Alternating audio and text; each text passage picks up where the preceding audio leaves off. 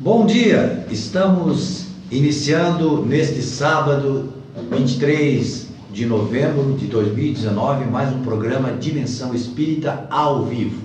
Então, para quem está nos vendo, nos assistindo, os internautas, né?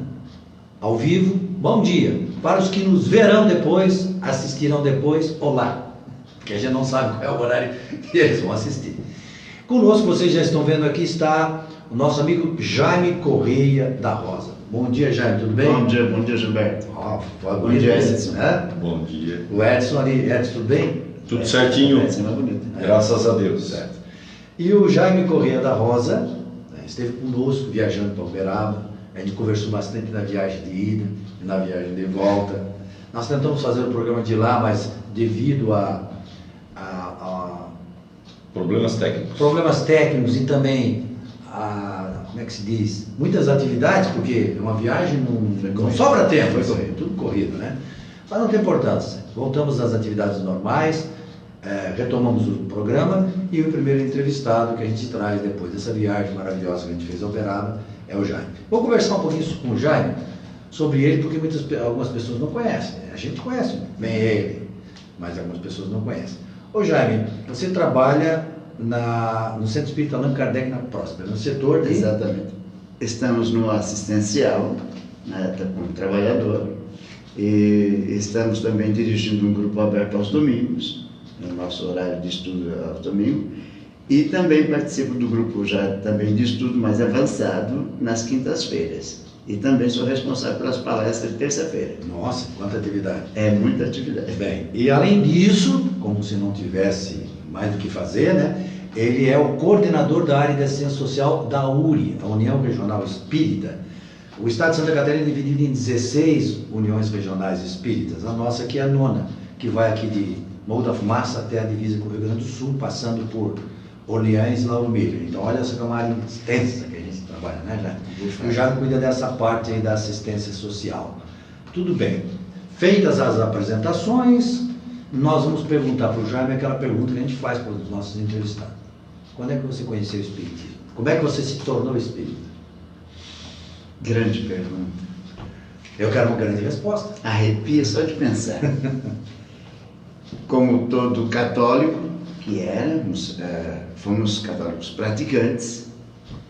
Minha mãe, minha família toda católica. Minha mãe faleceu aos 37 anos, deixando 10 filhos, o mais velho com 17 anos e o mais novo com 3 anos. Como católica dedicada, muito caridosa, era presidente de diversas funções na Igreja Católica, eu em minha adolescência, depois da partida dela, meio que me indignei com o Criador. Tipo, como é que você faz isso? Comigo, levar minha mãe. Comigo e com ela, sim, que era tua serva direta. Exatamente, né? Que tinha uma grande missão ali conosco. E então isso meio que me revoltou, sabe? E deixou para mim, assim, em mim uma exigência do Criador. Tu vais ter que me provar que tu existes. Em meus questionamentos, eu às vezes dizia, se tu existe, mexe aquela folhinha. Não mexe, porque eu vou saber que é o vento. Vou te questionar ainda. A doutrina espírita passou por mim em diversas ocasiões. Vendia livros e a coleção que mais vendia era Allan Kardec. Vendedor de livros? Fui. E não era espírita e vendia... vendia de porta em porta, coleções, né? Mas nunca abri a coleção. Vendia porque o pessoal pedia. Certo. Então, acabava vendendo bastante. Noutra oportunidade, já com 16, 17 anos, novamente a doutrina espírita passou por mim. Eu ouvi falar de reencarnação, de viagem astral, saída do corpo, essas coisas todas, desdobramento. Então, tudo isso eu cobrava do Criador. Se tu existe, me prove isso. Só vou acreditar em ti o dia que eu fizer uma viagem astral, que eu saio do corpo, um desdobramento, que eu possa ver eu como espírito. Quer dizer, seria um São Tomé, mais ou menos assim, né? Bem isso, bem isso. E nesse cismar, eu tinha uma empresinha de pintura e eu andei muito egoísta, né? Passei um período muito egoísta, revoltado. E isso me deixava muito abalado, bem naquele período em que, da Guerra Fria, em que os Estados Unidos tinham não sei quantas mil bombas. E a gente tinha medo que o mundo fosse explodir e que nós íamos tudo morrer. Exatamente, que eles tinham capacidade de destruir o mundo. Parece que era 60 vezes. Exatamente. Então, eu dizia... Não bastava uma, mas tem que matar 60. Exatamente. Aí eu perguntava, meu senhor, onde é que está você? Se é que tu existe, onde é que está tu? Que permite que um ser igual a mim tenha a capacidade de apertar um botão e destruir o planeta. A grande fome na África foi tudo num período só. A grande seca no Nordeste, tudo isso me fez questionar, onde é que você está, meu pai?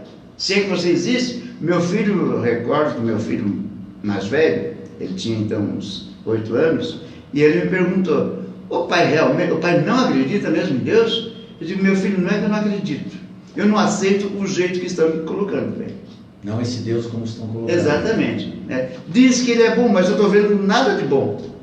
Dizem que ele é justo, não estou vendo justiça em tudo que eu estou vendo na terra. Aí então, nós pegávamos livros na biblioteca pública, tínhamos o hábito da leitura, né? E pegávamos livros na biblioteca pública e chegou um livro, Alô Amigos, cartas psicografadas do Chico, que... Na verdade, eu não li esse livro ainda. É mesmo? É bom? É ótimo. As cartas são ótimas. Aí, essas cartas eu lia, como são trechos pequenos, 2, 3 folhas, isso tu pode ler um pouco aqui, hoje, outro pouco amanhã, né? E assim vai.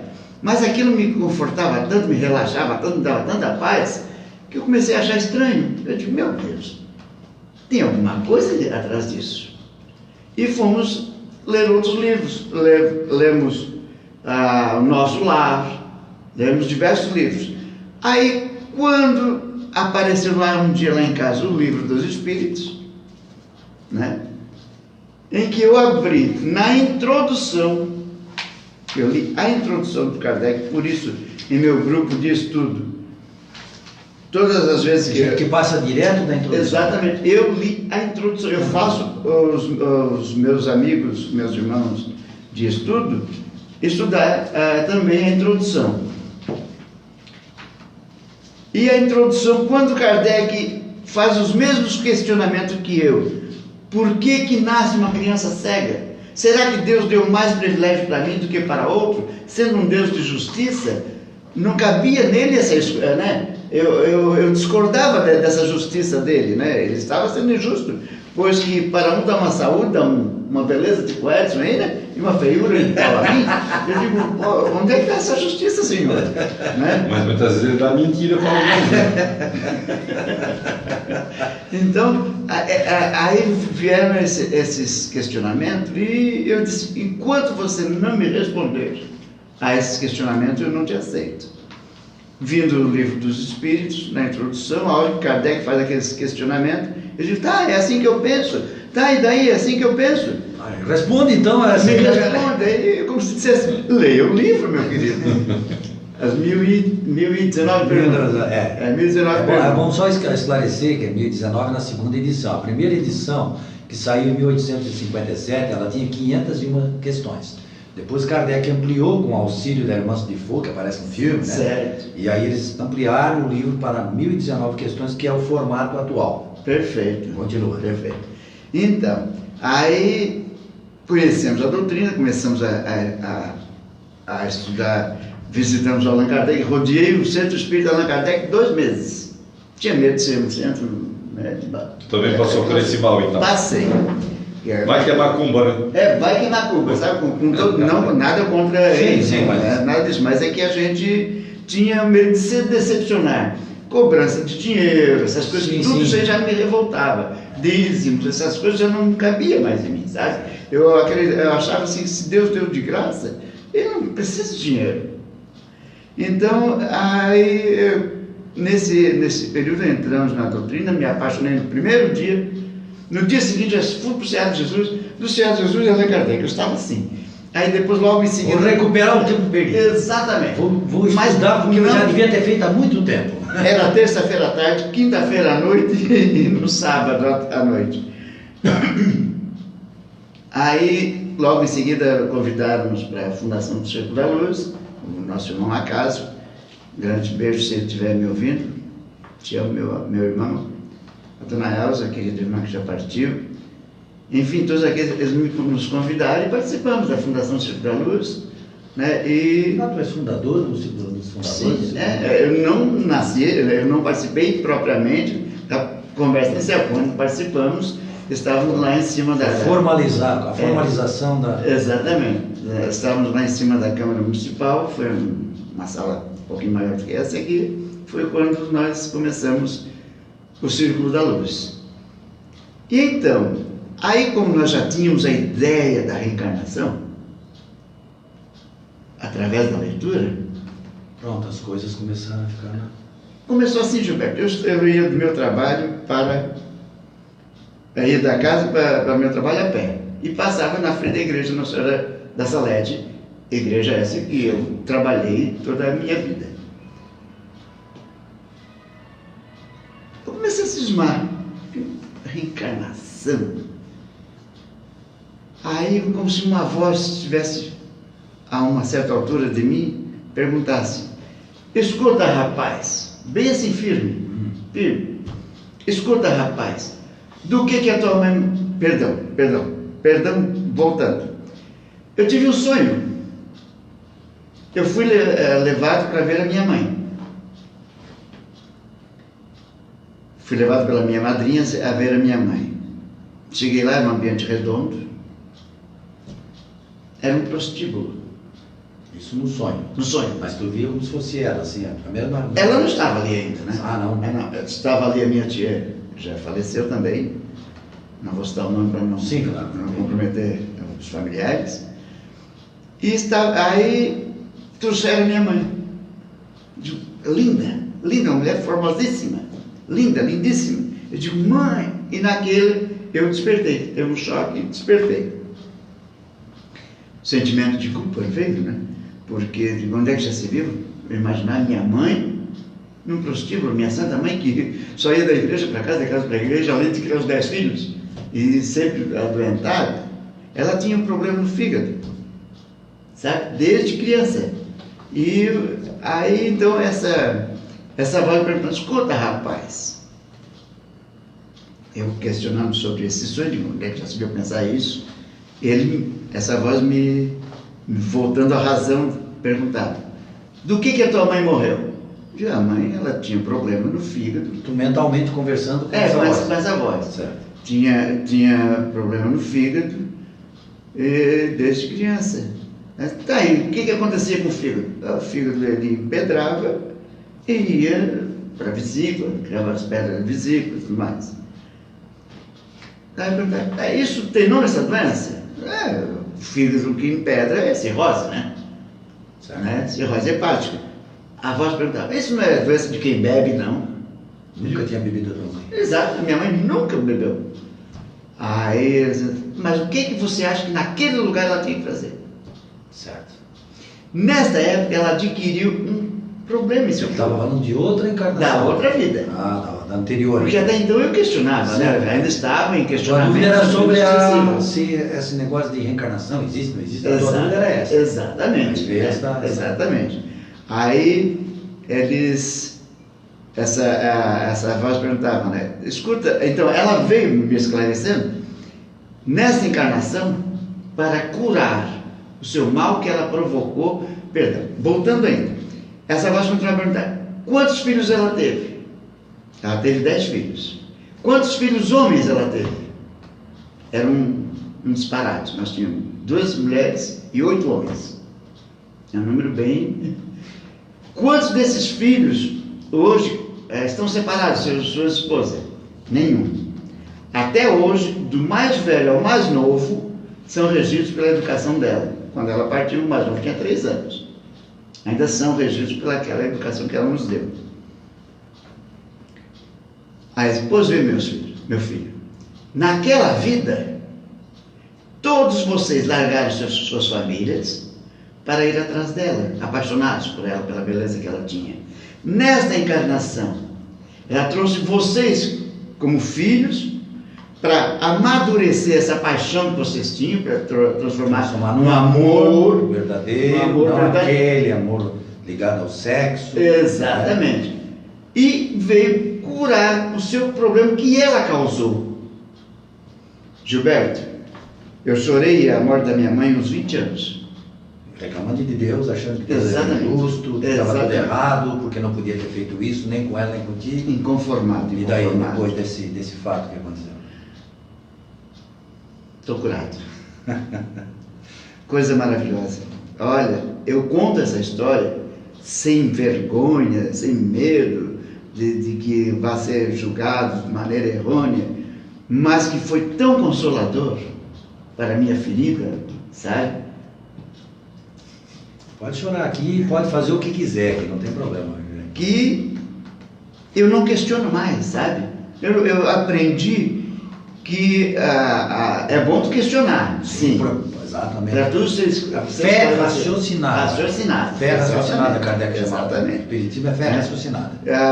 Não fazer isso de uma paixão cega. Tu tens que ir sempre a andar seguro, confiante naquilo que você professa. Não é? Muito bem. Então depois, quando lemos o livro dos Espíritos, então veio pronto, principalmente na introdução, sou espírita. E interessante que quando a gente embarca nessa canoa, a gente fica lendo, fica e vai, e o pensamento, enquanto não termina a leitura, tu não descansa. Exatamente. Porque cada vez vem uma coisa boa, uma explicação lógica para aquilo que a gente pensou a vida inteira. Desde então já estudamos ele, acho que bem mais 6, 7 vezes, estudamos. Né? Eu não sei se você sabe disso, mas o Divaldo faz 18 anos. Todo dia ele abre uma questão do Livro dos Espíritos, de manhã cedo. Ele pega na primeira questão, número 1, questão, que é Deus. Aí ele passa o dia inteiro meditando naquela questão. Uhum. No dia seguinte ele pega a questão 2. Faz isso há 18 anos. Olha que legal. Todo dia. Olha que Agora, legal. uma pessoa como o Divaldo, né, com todo conhecimento, lê o livro, estuda o Livro dos Espíritos todo dia. Exatamente. Quem somos nós então para achar que ler uma vez chega? Exatamente. Mas o que te impressionou mais assim? Por exemplo, claro, todo o livro é maravilhoso.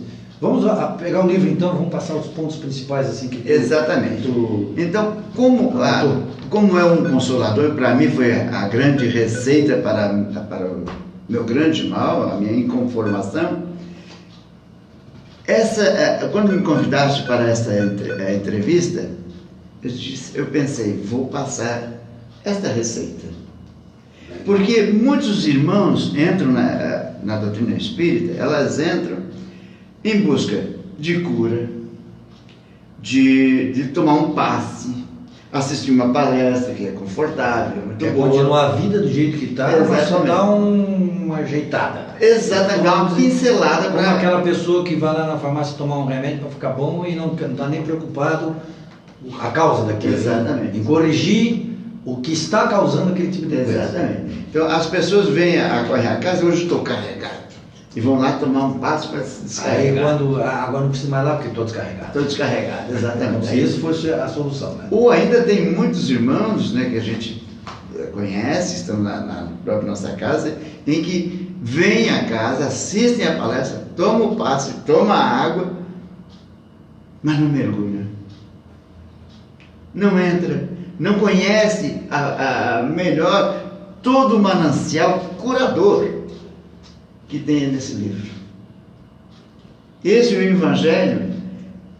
Se a gente pudesse absorver todo ele, como dissemos, nós estudamos já há várias vezes, mas cada vez que você o estuda, ele é novo. Tem novidade nele. Sempre encontra alguma coisa, mas eu não tinha pensado nisso.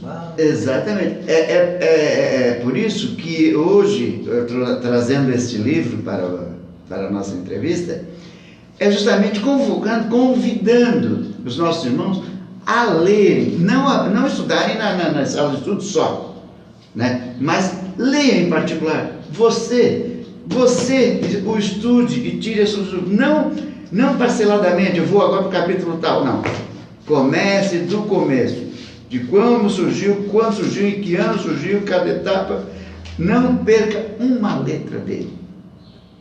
Porque é tão maravilhoso esse livro, tão curador, que um dia você dirá: meu Deus, como eu era cego. Como eu não pude enxergar isso? Mesmo aqueles irmãos que já estudam.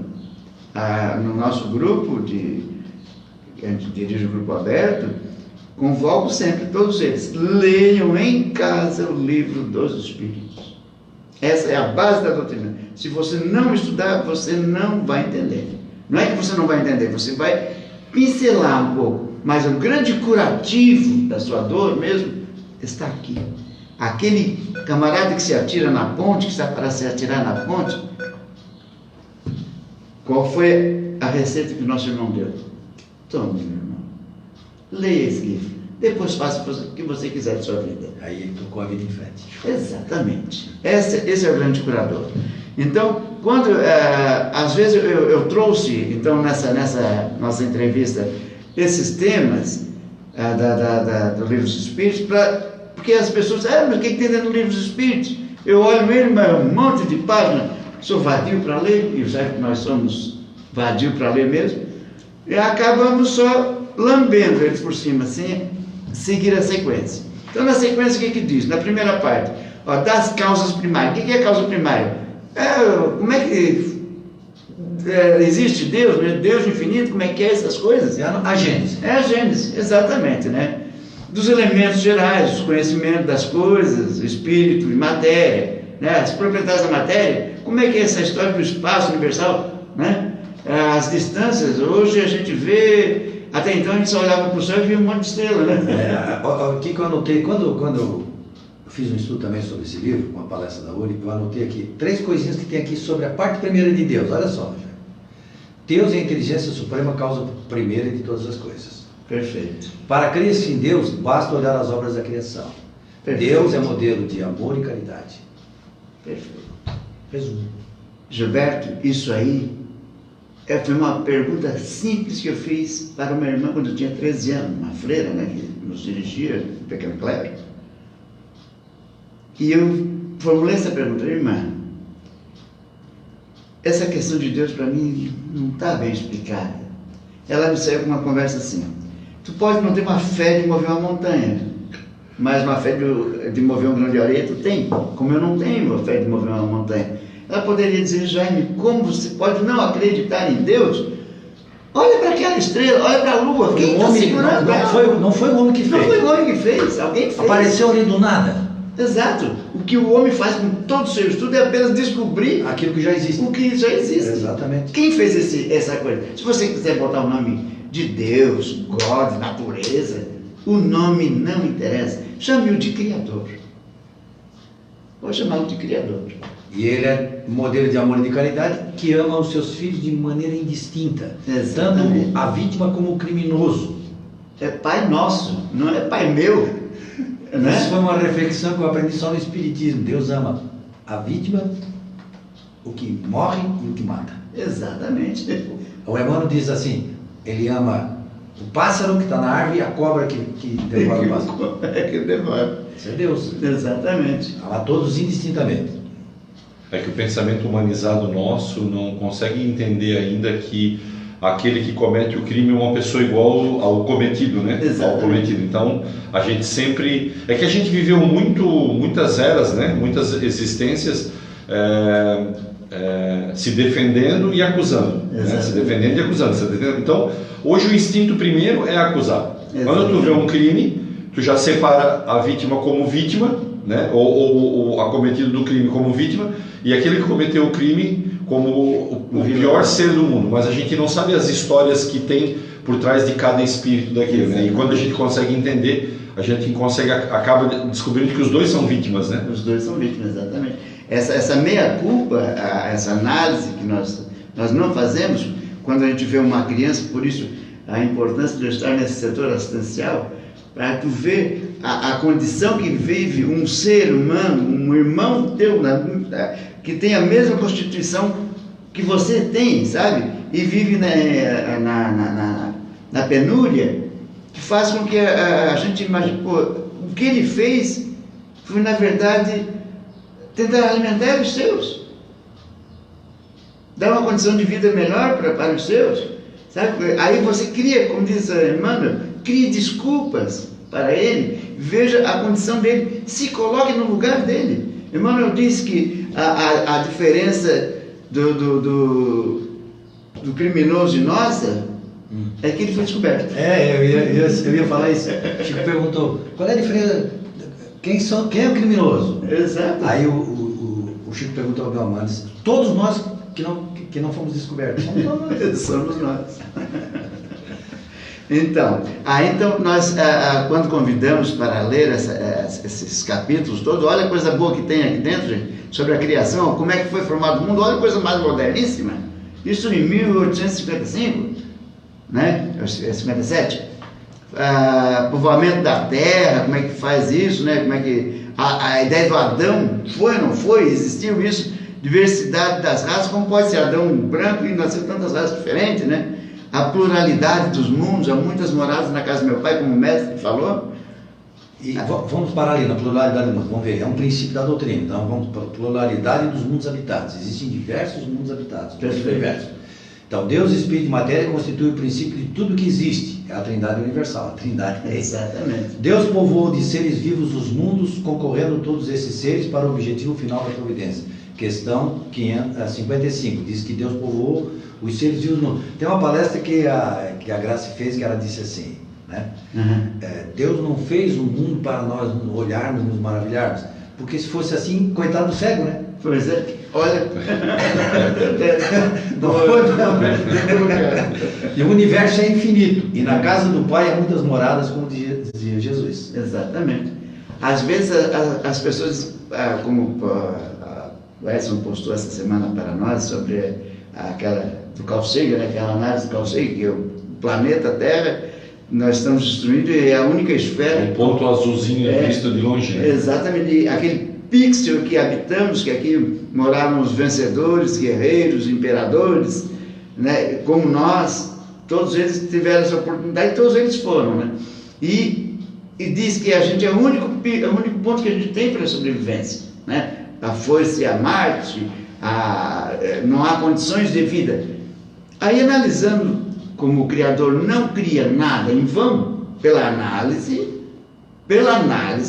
espírita, porque você não consegue ter essa visão em outras filosofias ou correntes religiosas. Porque assim, a gente está acostumado a analisar do ponto de vista material. Então, quando a gente tinha medo do mundo ser destruído, de vez em quando esse debate aparece no grupo, eu pergunto, e daí se o mundo for destruído, qual é o problema? Nós somos imortais, nós somos espíritos. Perguntaram uma vez para o Chico, Deus vai arrumar um lugarzinho bom para nós morar. Porque nós somos espíritos imortais. O universo é a nossa casa. Exatamente. Né? A tua casa lá da praia alagou. Não, tem outra aqui na cidade, eu tenho outro lugar para morar. É bem isso. Então aí, aquele medo que a gente tem, vai destruir a terra, destruir o mundo. Qual é o problema? Nós somos espíritos imortais. A gente sempre raciocinou como matéria, como uma coisa, né, orgânica. E não, nós somos espíritos imortais. Esta visão que a gente... Até eu comentei isso muito, por isso que a gente gosta tanto do Super-Homem, de Moura Maria. Por quê? Porque a gente quer um ser que não morre, é um ser poderoso. Nós somos esse ser poderoso, nós somos espírito. Exatamente. E aí nós levamos isso para essas figuras. Exatamente. Né? Olha só. Nós ainda nos arrastamos, né, na Terra, porque nós temos esses milênios de viciação, né? Quando a gente realmente se desprender desse corpo físico de uma maneira mais desprendida, que é meu, não, nada é meu, isso aqui não é nada meu, eu sou apenas um usuário, exatamente, de tudo isso.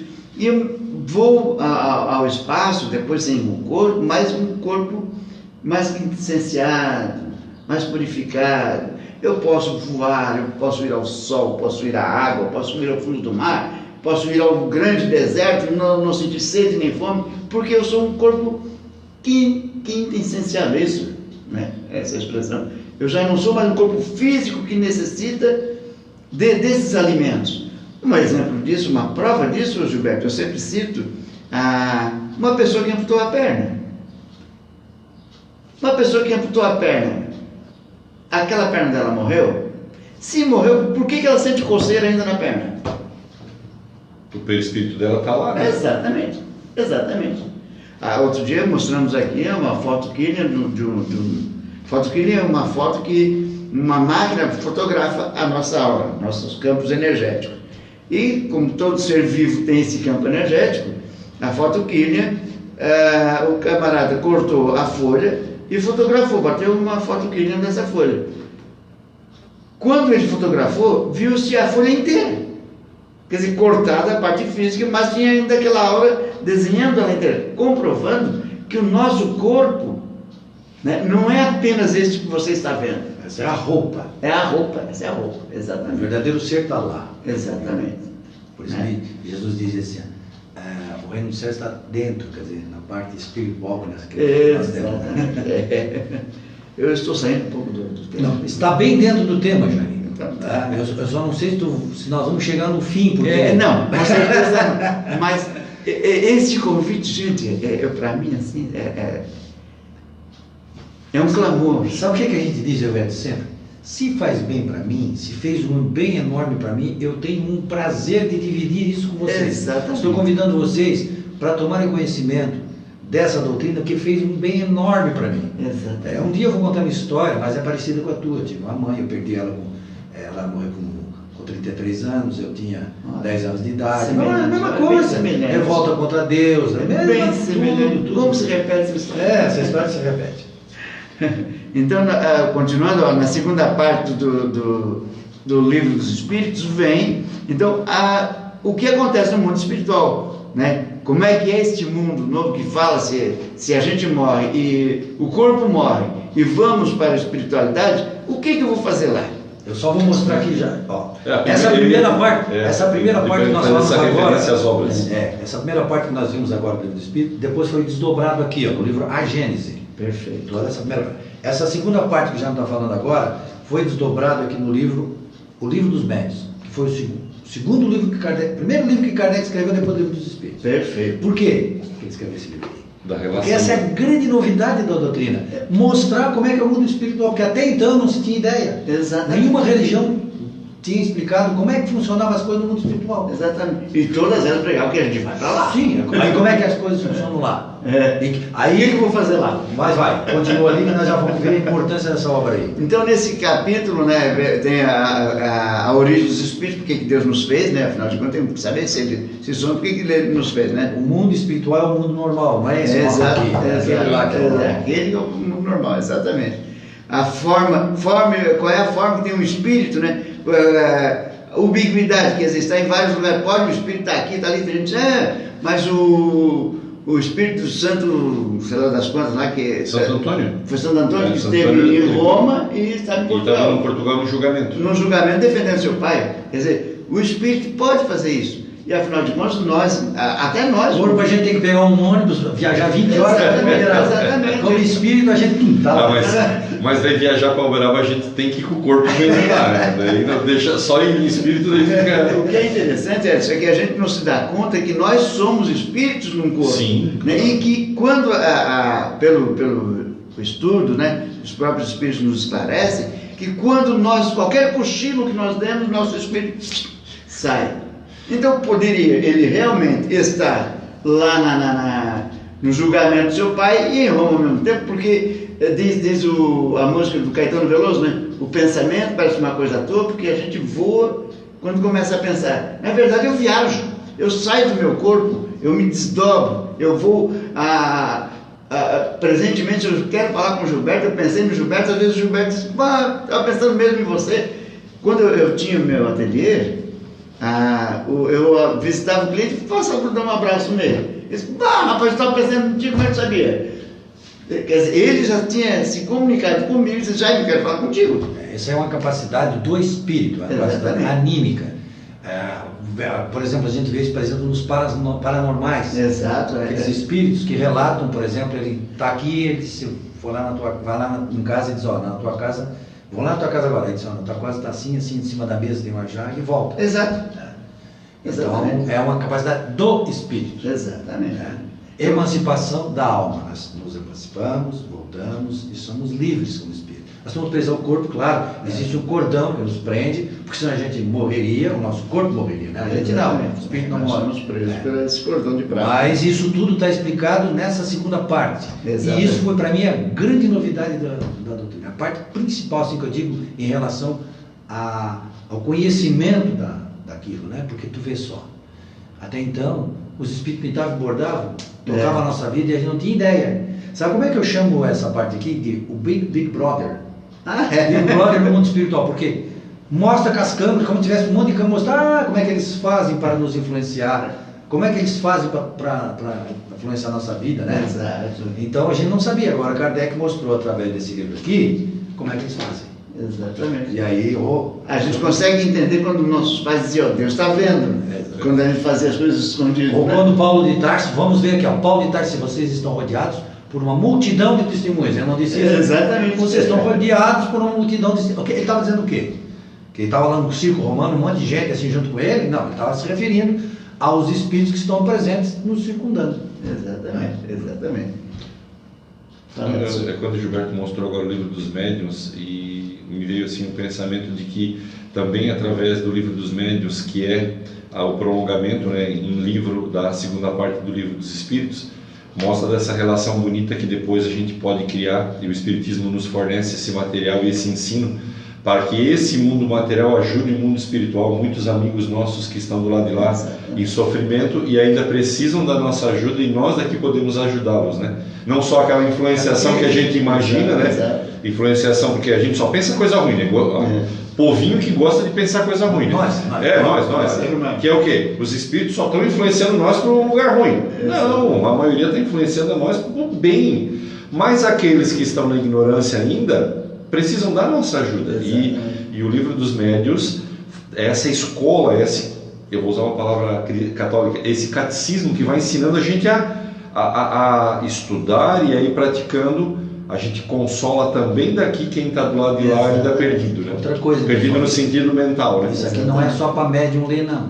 Até porque todos somos, né? É para todo mundo ler. Isso aqui é para todas as pessoas lerem, para saber como é que as coisas acontecem no mundo espiritual. É espetacular. Eu sempre conto uma história sobre esse livro aqui.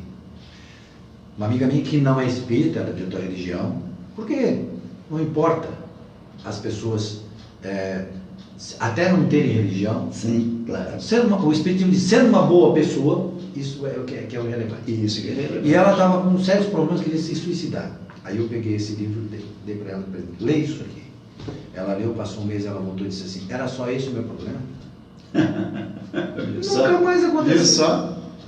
Ela leu, ela não se tornou espírita, praticante, aqui, frequentadora da casa, mas no íntimo lá ela já entendeu o recado. Foi aquilo que nós estávamos conversando no começo, né?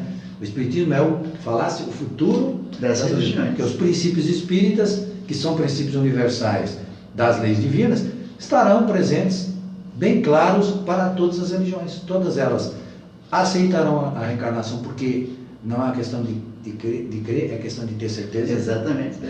Da existência de Deus, de que Deus é bondoso. Todos esses princípios estarão em todas as religiões bem claros. E que a existência do mundo espiritual, a comunicabilidade, tudo isso estará bem claro em todas as religiões. Exatamente. O interessante, Gilberto, a reencarnação, depois que se tem, ela busca o fundamento dela. Você busca provas disso e você encontra no seu lar. O meu neto mais velho, ele até a idade de 3 anos, ele trabalhava em casa, eu tinha meu ateliê para trabalhar em casa, e ele veio para mim, ele demorou para falar. E ele veio para mim e trouxe uma moeda dizendo assim, vó, coim. Eu não sabia o que era coim, ele usou uma moeda, ele apontou e deu o nome pro bichinho, né? Coin em inglês, né? Coin, eu não sei. Que é moeda? Exatamente. Eu disse, coin. Tu achou que eu achei que está ingressando, né? Engraçado. Está ingressando. Aí outro dia, meus netos sempre foram muito apegados em mim, quando criança, depois que cresce, não é tanto, né? Mas daí, aí ele separando assim uns grãos de feijão e apontando, avó, pim. Eu digo, pim. Eu comecei a estranhar, né? Aí outro dia, eu estava me preparando para ir para o Círculo da Luz, cheguei à tarde do trabalho e e a Ana já no carro buzinando, ei, vamos, estamos atrasados. Aí ele, I'm going! Eu digo, como é que é? Como é que é? Aí outro dia ele bateu no meu bolso assim, estávamos sentados, bateu no meu bolso, vó, pocket, pocket. Eu achei que era carteira, ele estava batendo, não. Aí fui procurar no dicionário, né? Eu imaginava que fosse aquela pochete, não tem que São Paulo aquela pochete para guardar. Eu digo, vai vir que pochete vem disso aí, né? Mas não, fui saber que carteira é o wallet, pocket é bolso, eu não sabia o que era. Eu tive que procurar no dicionário. Ele está ensinando inglês. Tu tem um neto Lord inglês, né? Hoje não sabe nada, sabe? Hoje não. Mas o espírito dele estava aflorado naquela época. Exatamente, exatamente. Então, quer dizer, quando tu vê a lógica da reencarnação... Essa observação que tu fez agora é muito importante. Agora ele não se lembra mais disso. Ele não se lembra mais disso. Porque assim, a minha neta, por exemplo, ela faz as mesmas coisas, só que ela tem um telefone e ela assiste programas em inglês. Então aí ela aprende todas as coisas. Pode perguntar qualquer coisa para ela, ela sabe, mas não é porque é a recordação da encarnação anterior. É porque ela está aprendendo. Está estudando, sim, né? E aí quando ela chegar na idade de 10, aquilo vai estar presente nela. Sim, perfeito. Se o teu neto esqueceu, é porque realmente não era da outra encarnação, porque depois que se completa os 7 anos de idade, a reencarnação, aí já aquela memória lá já não aflora mais. Perfeito. Então essa auto-observação é muito importante. Eu ia intervir, né? Mas observação muito importante. Se ele não está se lembrando agora, é porque é realmente uma recordação da outra encarnação. Exatamente. Então, e outra coisa muito consoladora, a ideia da reencarnação, é sobre o homossexualismo, né? Olha a prova da reencarnação aí, gente. A gente vê os pais, infelizmente, nós vivemos numa sociedade preconceituosa, mas enquanto você não ter a ideia de que nós não somos sempre homens, somos homens, mulher e espírito não tem sexo, nessa encarnação eu estou homem, na encarnação passada eu estive mulher, e se eu viciei o meu corpo no sexo, morri jovem, tudo isso aí influi na minha futura encarnação. Então, de onde é uma explicação lógica para o homossexualismo? Ora, se eu sou homem neste corpo, mas eu era uma mulher, eu sinto prazer com um homem. Então é um homem procurando homem, mas não, na verdade, mora em mim um espírito ainda, memória latente da vida. Isso que tu está falando com relação à tendência, né? Exatamente. Na verdade, não entendendo. A orientação. Exatamente. A orientação, a pessoa tem aquela orientação. É porque se tu não enxergar dessa forma, você vai se bloquear. Você vai se bloquear, você não vai aceitar, porque a gente, no filho dos outros, a gente aceita, mas quando é um filho seu, a gente não aceita. Certo. Aí nessa parte da imortalidade da alma aí, tu já completou ali? Tá, muito bem. Então, as diferentes ordens de espírito, né? Mas Deus fez espírito diferente um do outro, para espírito perfeito, anjo, bons espíritos. Que Deus seria esse que já fez anjo. E nós temos que passar por essa trabalheira toda. Exatamente. Não, mas não tem lógica isso? Claro que não tem dessa forma, não é. Mas a ideia da reencarnação, sim, quer dizer, alguém que já caminhou, já se adiantou em seu estudo, já trabalhou o seu egoísmo, já avançou com o espírito, serviu, essa é a grande lição que o mestre deixou, viemos para servir. Enquanto nós não entender isso, nós vamos continuar nos arrastando. Vamos fazer uma comparação bem simples aqui. Você imagina que alguém possa se formar médico sem ter passado por todas as fases? Exatamente. Seria uma injustiça. Exatamente. A pessoa já é médico, nem faz faculdade de medicina, já é médico. Nasceu médico.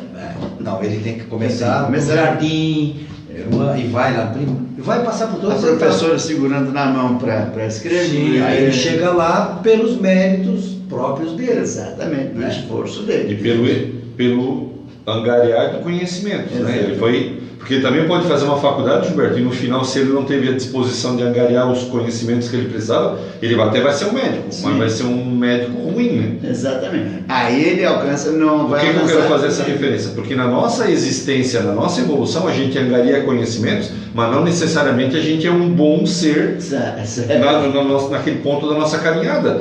Esse conhecimento ele tem que entrar em nós e transformar-nos num bom profissional como médico e num bom ser, como o próprio Evangelho nos fala, que é o É esse o final.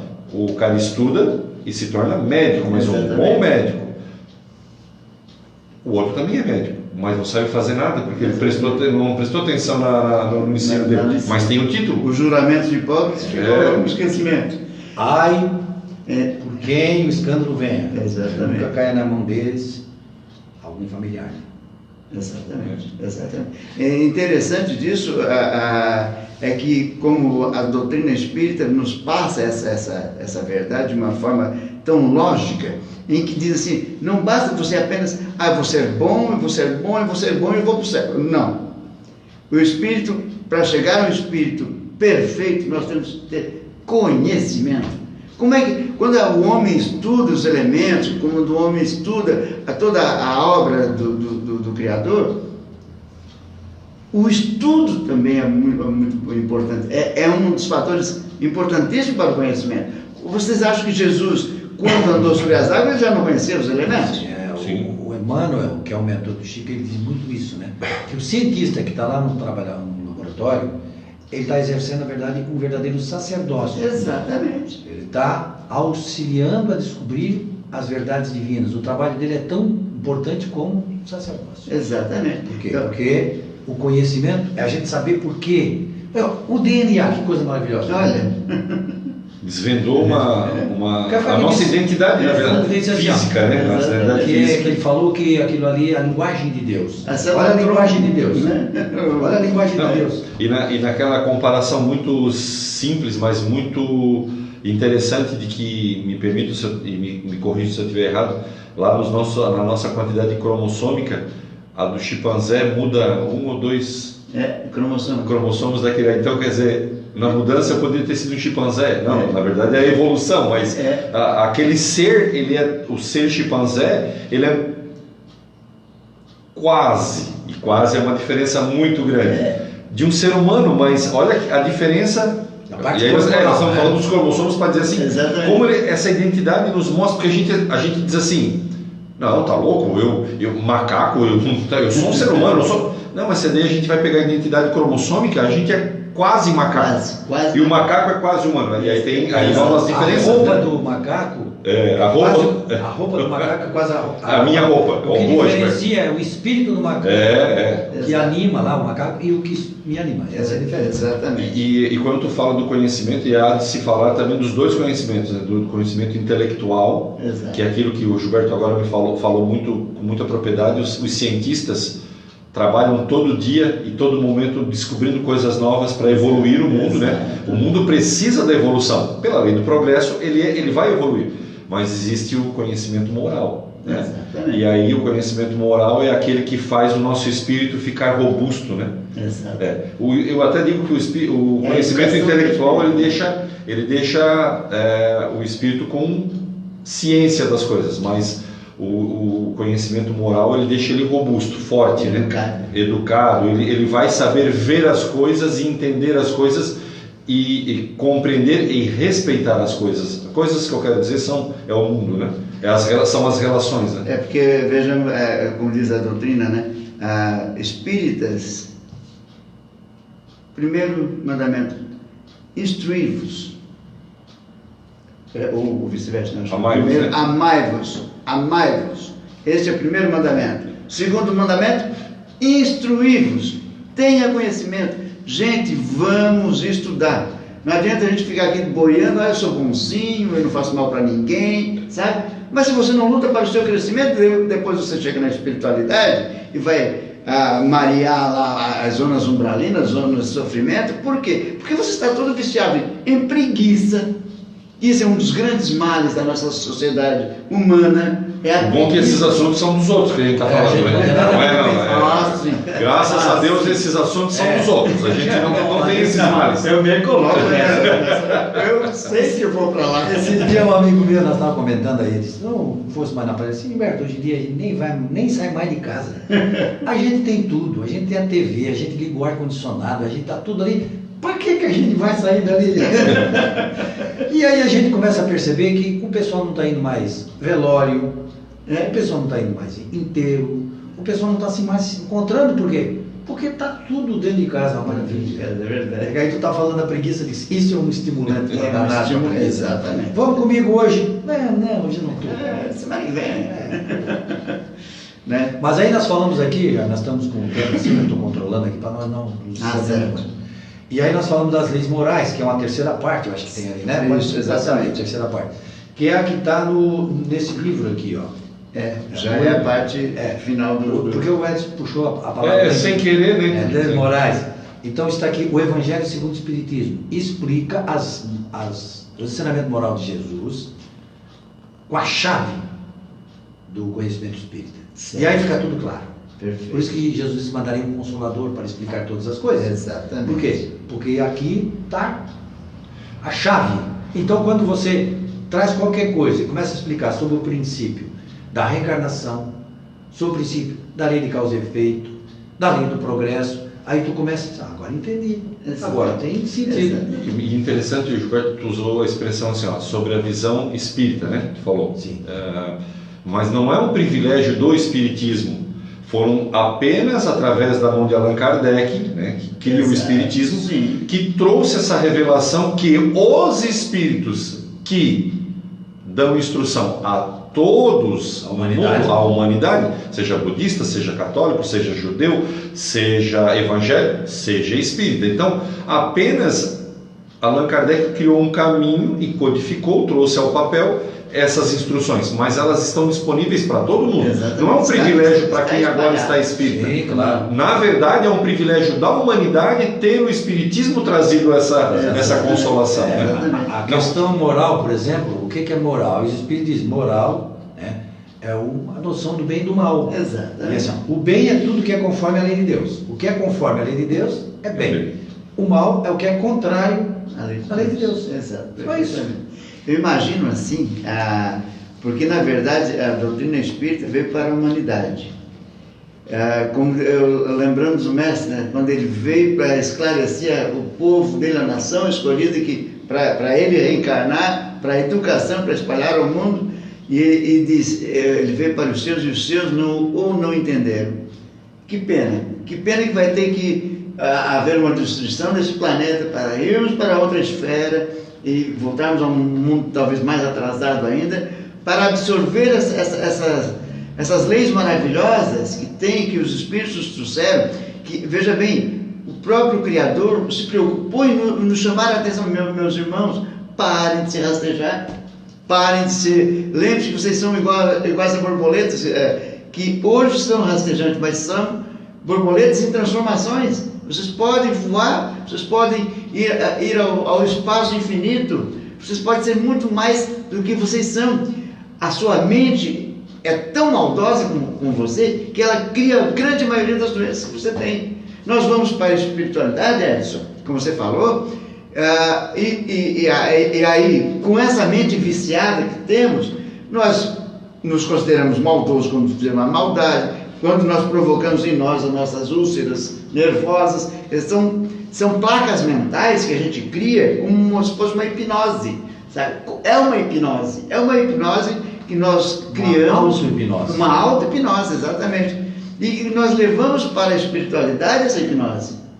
Sabe, esse corpo que eu estou levando, que eu me vejo todo dia no espelho, é uma hipnose. E falando em contraponto, mas dando sequência, não contraponto, dando sequência, o livro que o Gilberto mostrou, o Evangelho segundo o Espiritismo, a gente sempre usa essa expressão, é a receita para a gente entender esses males. Exatamente. É para a gente se compreender, saber das nossas mazelas, saber das nossas dificuldades, das nossas dores, saber das nossas alegrias, dos nossos potenciais. Está descrito lá no Evangelho segundo o Espiritismo. Exatamente. Ele é como assim, a janela que a gente abre às 6 da manhã, virada ao leste, para nós aqui do hemisfério sul, né? Virada ao leste, que o sol vai nascendo, né? Aquela luz que vai entrando em nós. O Evangelho tem essa... ele joga esse calor do sol bonito na gente. Por quê? Porque Jesus trouxe a mais pura moral, o ser mais perfeito que esteve aqui nessa terra,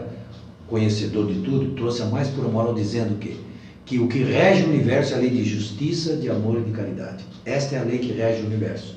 Então, justiça, amor e caridade. Tudo que nos acontece está regido por essa lei. Exatamente. Mas eu com a minha mãe, cedo, a gente acha-se injustiçado. Tudo está dentro da lei de justiça, amor e caridade. Mas eu fiquei doente para o hospital, fiz uma cirurgia. Está tudo dentro da lei de justiça. Exatamente. Alguma coisa eu fiz de errado para merecer. Não, porque assim, a gente tem que passar por... Eu não penso assim, a gente tem que passar por provas e expiações, a gente tem que passar por dificuldades, porque o ser principal, verdadeiro, que é o Espírito, esse está lá, não tem como tu atingir ele. Certo. Né? Então, se a gente perde o corpo, o corpo adoece, mas o Espírito, não sei como é que é o nome daquela palestrante, esqueço. Ela diz assim, toda doença é a cura da alma. Exato, sim. muito bom. Porque o Espírito está sendo a dor é curado. uma cura. É aquele remédio amargo, né? É que a gente pensa assim, não posso estar feliz porque o meu corpo está doente, mas como é que está a tua alma? Exato. Se ela está doente, o problema é a alma, não é o corpo. Exatamente. Claro, você tem que cuidar do corpo, como você não vai vir aqui para o programa sem roupa. Eu vou ter que botar uma roupa caprichadinha, mesma coisa, cuidar do corpo também, mas eu tenho que cuidar a alma, que é a essência. Fazendo uma analogia ao tempo, né? A gente não presta atenção nas nossas doenças, né? Então, é como no passado, né? A pessoa ia na porta, né? O vô ia na porta e disse assim, eu acho que hoje, pelas nuvens, vai chover. O conhecimento deles, né, de vislumbrar o céu. Sim. E a gente não faz isso com o nosso corpo, com a nossa vida. Exato. O que está acontecendo com a nossa vida? Tipo, meu vô na porta da casa, olhando para a rua, pelo horizonte, ele dizia, hoje vai chover. Então, porque ele conseguia identificar lá no firmamento as nuvens, que aquilo iria trazer chuva, iria trazer uma outra situação. E a gente não presta atenção naquilo que o corpo informa para a gente. O que o teu corpo está informando para ti? Quais são as tuas dores que estão acontecendo contigo? E normalmente essas dores são reflexos da tua alma, né? Então a bondade de Deus diz assim, tem essa dorzinha aí para tu tomar conta dela, para tu melhorando, a partir dela tu conseguir fazer outros acertos na tua vida. E a gente não faz não olha para o nosso horizonte para ver quais sinais o nosso horizonte está nos dando sobre o nosso espírito, sobre o nosso comportamento, sobre os nossos A pensamentos. gente quer tomar o remédio e fica bom na hora. É. Não quer saber por que ficou. Esse que é o grande detalhe. Porque, Gilberto, é tão interessante essa questão da dor. Imaginamos nossas vidas pretéritas, nós somos gladiadores, fomos reis, fomos de escravos, né? A gente tem uma brincadeira, que a gente diz o seguinte, todo mundo quer saber o que foi no passado. Só que se diz que foi súdito, ninguém quer. Só quer saber se foi rei. Chico dizia assim, engraçado que ninguém quer saber se foi índio. Só quer saber se foi rei. Então, a dor, como nós gostamos de infligir a dor na pessoa, nós não sabemos o valor da dor. Então, precisamos nós nos educar pela dor. Porque pela dor eu vou saber o quanto dói.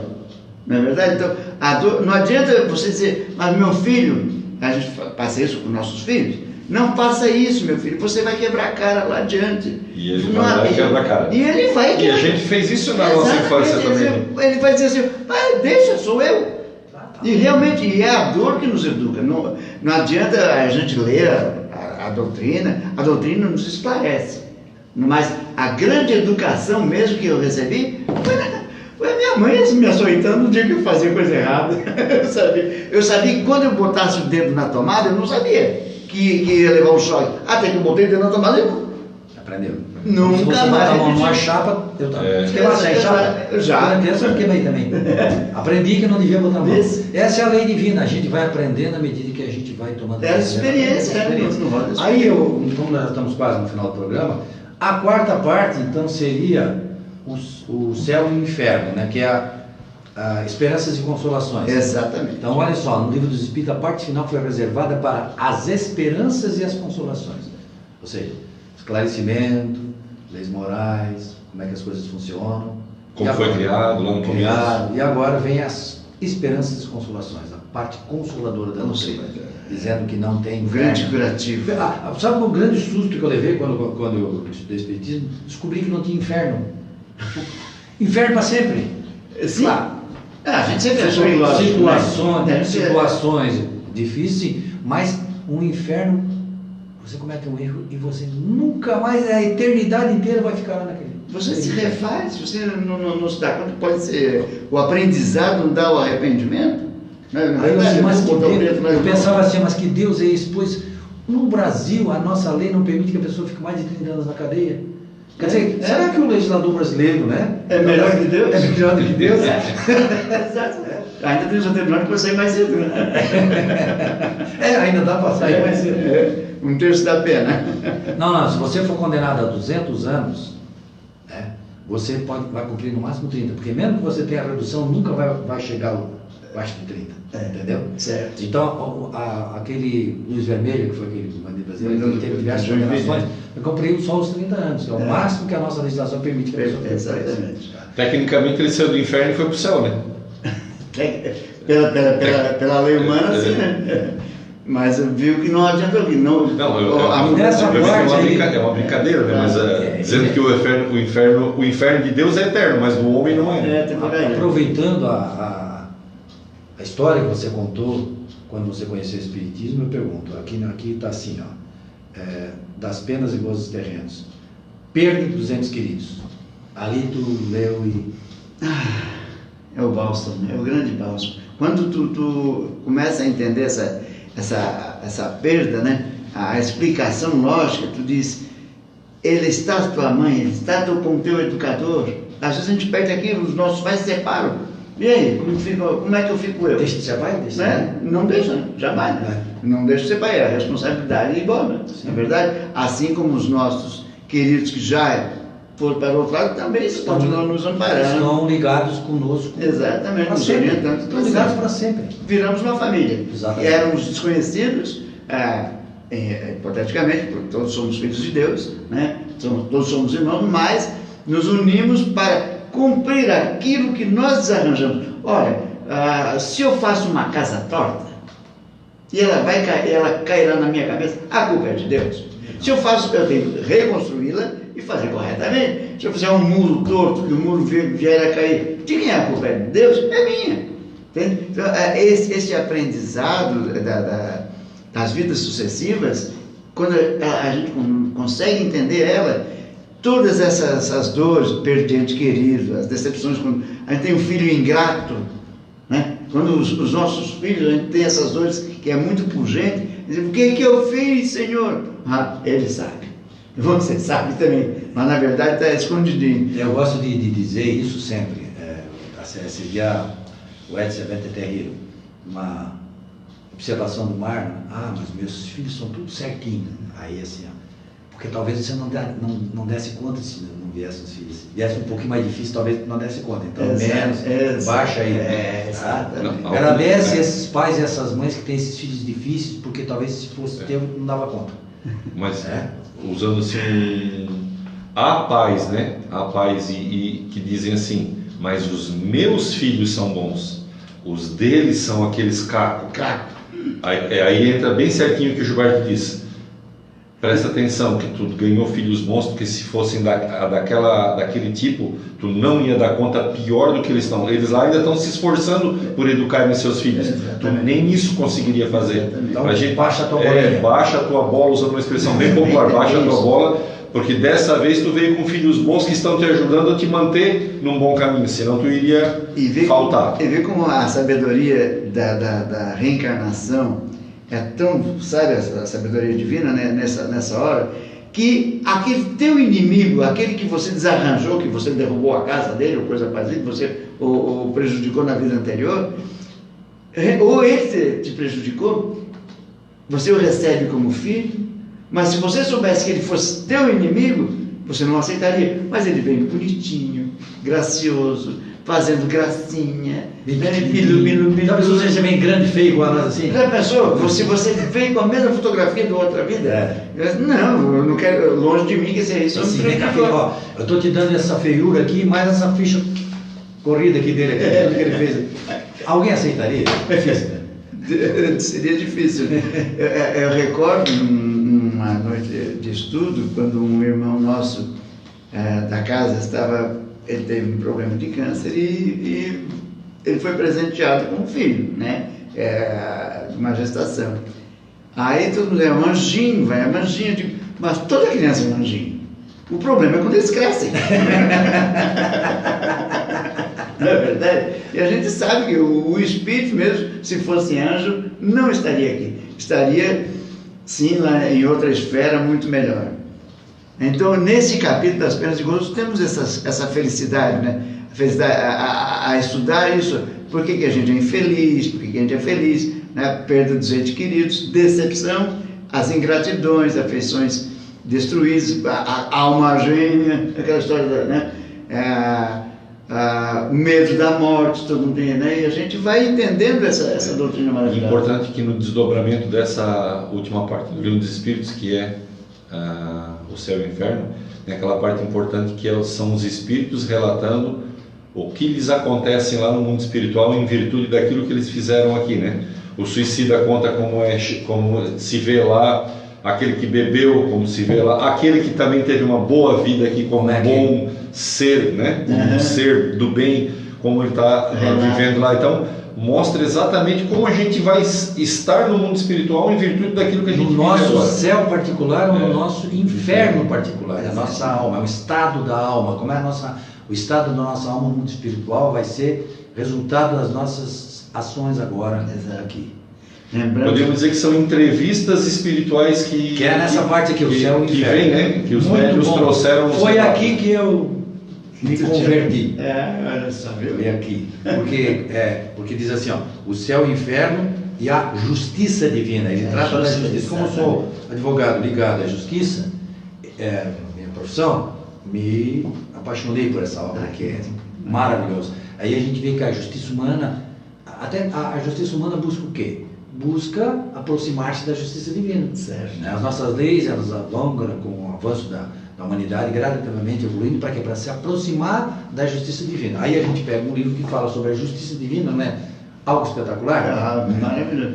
Até porque quando nós atingirmos a perfeição e sermos realmente justos, não vai precisar de leis humanas, né? Porque nós já saberemos o senso do certo e do errado. Porque eu não devo fazer isso para ele porque eu não gostaria que ele fizesse para mim, né? O interessante do céu e do inferno lembra bem quando o mal rico, né? O rico que morreu e pediu para o Lázaro, né? Avise para os meus que estão aí não fazer o que eu fiz. Vejamos a tragédia do que é do nosso apego à nossa terra, né? É meu carro, meu relógio, minha camisa, o camarada assaltou, levou a minha televisão. Gente. Aí o que é que a resposta que veio lá? Se eles não acreditam no que Moisés disse, né? Não adianta mandar lá um. Não adianta. Se você não acredita nisso tudo que está escrito aqui, não adianta vir um espírito se materializar na tua frente. Não adianta fenômeno. Não. O que vai valer é você introjetar e colocar em prática. Exatamente. Eu já vi, como nosso tempo já esgotou, eu gostaria que você fizesse então, nessa parte final, suas considerações. Essa consideração pode se esticar por quanto tempo? Por quê?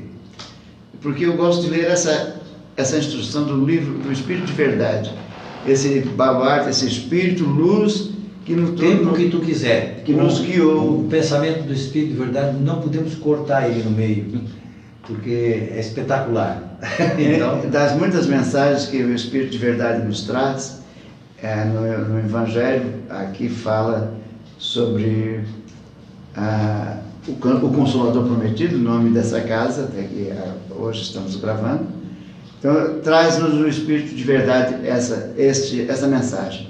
Venho instruir e consolar os pobres deserdados. Venho dizer-lhe que elevem a sua resignação ao nível de suas provas, que chorem. Porquanto a dor foi sagrada no jardim das oliveiras, mas que esperem, pois que também a eles os anjos consoladores lhes virão enxugar as lágrimas. Obreiros, traçai o vosso sulco, recomeçai no dia seguinte o afanoso labor da véspera.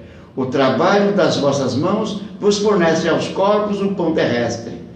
Vossas almas, porém, não estão esquecidas, e eu, o jardineiro divino, as cultivo no silêncio dos vossos pensamentos. Quando soar a hora do repouso e a trama da vida se vos escapar das mãos, e os vossos olhos se fecharem para a luz, sentireis que surge em vós e germina a minha preciosa semente. Nada fica perdido no reino do nosso Pai. E os vossos suores e misérias formam o tesouro que vos tornará ricos nas esferas superiores, onde a luz substitui as trevas e onde o mais desnudo dentre todos vós será talvez o mais resplandecente. Em verdade vos digo, os que carregam seus fardos e assistem os seus irmãos são bem-amados meus. Instruí-vos na preciosa doutrina que dissipa o erro das revoltas e vos mostra o sublime objetivo da aprovação humana. Assim como o vento varre a poeira, que também o sopro dos espíritos dissipe os vossos despeitos contra os ricos do mundo, que são, não raro, muito miseráveis, porquanto se acham sujeitos a provas mais perigosas do que as vossas. Estou convosco e meu apóstolo vos instrui. Bebei na fonte viva do amor e preparai-vos, cativos da vida, a lançar-vos um dia, livres e alegres, no seio daquele que vos criou fracos, para tornar-vos perfectíveis, e que quer modeleis vós mesmo a vossa maleável argila, a fim de serdes o artífice da vossa imortalidade. Muita paz. Obrigado, Jaime. Obrigado a todos que estão nos acompanhando. Obrigado, Edson. E nós retornamos. A gente não sabe se vai fazer o programa no sábado, talvez a gente faça antes, mas a gente retorna nessa semana que vem, né, com o programa Dimensão Espírita. Até lá. Muito obrigado.